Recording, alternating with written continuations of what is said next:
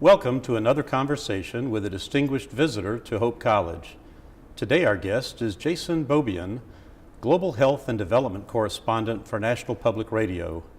Jason is on our campus as a part of the Great Decisions series of the West Michigan World Affairs Council, of which Hope College is an education partner. Jason, welcome to Hope College. It's great to be here. Thanks for inviting me. Well, you're going to be speaking today on a particular area of global health, Latin America. And I'd be curious to know, what is it about Latin America that might be particular to that region that causes us to focus on this theme today? Latin America is in a really interesting position in the world. You've had some great gains in terms of reduction in poverty, economic growth for citizens. There's a lot that's changed over the last couple of generations in Latin America that have been huge benefits for the people. Yet at the same time, that progress hasn't moved them up to the status of people in the United States or Western Europe. And so you have a region that is still continuing to deal with a lot of the old health problems that affected really poor countries: poor sanitation, infectious disease, malaria, things like that. And yet at the same time, it now is also dealing with rates of obesity and heart disease and diabetes that are some of the worst in the world, and also cancer. I used to be based in Mexico City. I was the Mexico City correspondent for 4 years. And so I have a particular love for that region. I covered Central America and Mexico at that point in time. And I actually was just back in Mexico working on a diabetes series. I think this might surprise a lot of people. Diabetes is the #1 killer in Mexico right now. Mexico also even rivals us here in the US as one of the most overweight and obese countries in the world. And a lot of that has to do with recent changes. It didn't always used to be that way. You've got people that have moved from rural areas into the cities, seeking a better life, seeking a chance to make more money, but their diets have changed with them, and soda consumption. Mexico used to be the leading consumer of soda in the world, or at least in the hemisphere. I can't remember whether it's the world or the hemisphere, but it's one of those. And now they've tried to get that to go down. They've imposed a tax on soda, and so actually Chile has moved slightly above them, and they've dropped back. So they are grappling with these issues, and they're grappling with them because if they don't, their healthcare system is going to be absolutely overwhelmed with people who have issues related to things like diabetes, things like heart disease. Yeah. We often associate or correlate global health problems with economic challenges, political instability, less security, poor education. Yep. And yet what I hear you saying is that as we address those challenges, as places begin to develop more economically, perhaps become more stable politically, and so forth, new public health challenges arise with that. Right, and that is absolutely what we're seeing in Latin America at the moment.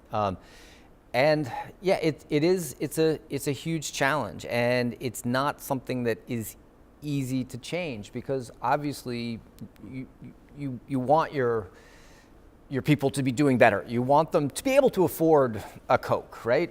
In a way, that was like a luxury for many people.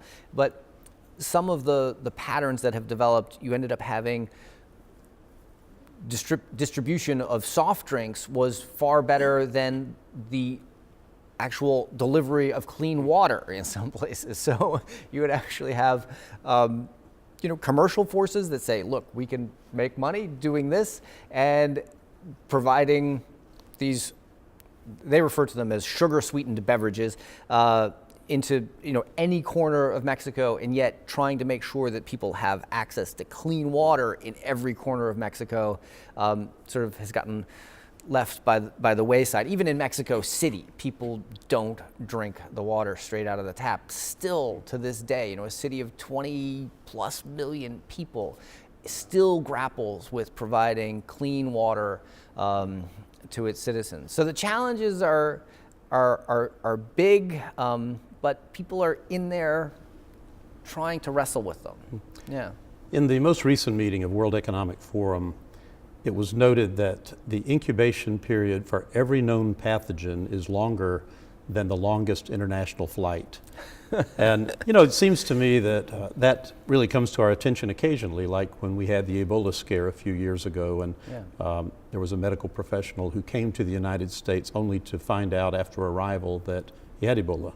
More recently, we were very focused on concerns about Zika, particularly with the number of people traveling to Brazil for the Olympics. Yeah. What are your thoughts about that in terms of sort of public health security and the speed with which pathogens can actually be transmitted around the world?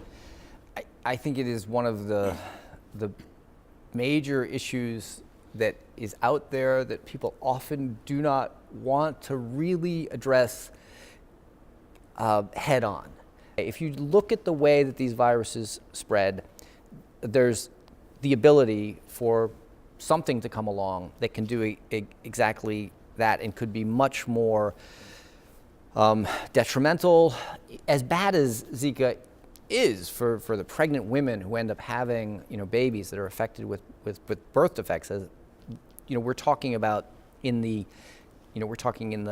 thousands. We're not talking in the hundreds of thousands of birth defects at this point.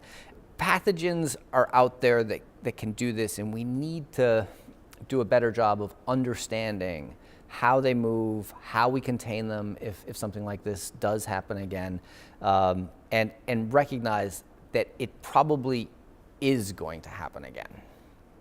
Now, your Great Decisions talk here at Hope College focuses on Latin America, but really your beat is global health, and your team was recognized with a Peabody Award not long ago. Congratulations for that. Thank you. What are you focused on now in your own coverage? So the interesting thing is I did just get back from Mexico. I was in Mexico just not last week, but the week before, and we're going to have a big series on diabetes and issues around obesity and rates of people being overweight. And that's coming out. We actually have a new pandemics series, which we just launched late last week and will be running all of this week, looking at some emerging viruses coming out of Southeast Asia, which still are, we're sort of explaining that these viruses are there, they've caused small outbreaks in the past, but some of what I was just saying, these are the types of viruses that could end up exploding across the world. There are structurally some issues globally which really show that we are not well prepared to deal with a major international health outbreak, particularly one if it started to move incredibly quickly. I hate to say, I think we would be in a fairly bad position. Yeah. Well, on that happy note, I want to thank you for sharing your expertise and spending time with us on our campus today. We've been talking with Jason Beaubien, the NPR Global Health and Development correspondent, who is with us for the Great Decisions series here at Hope College.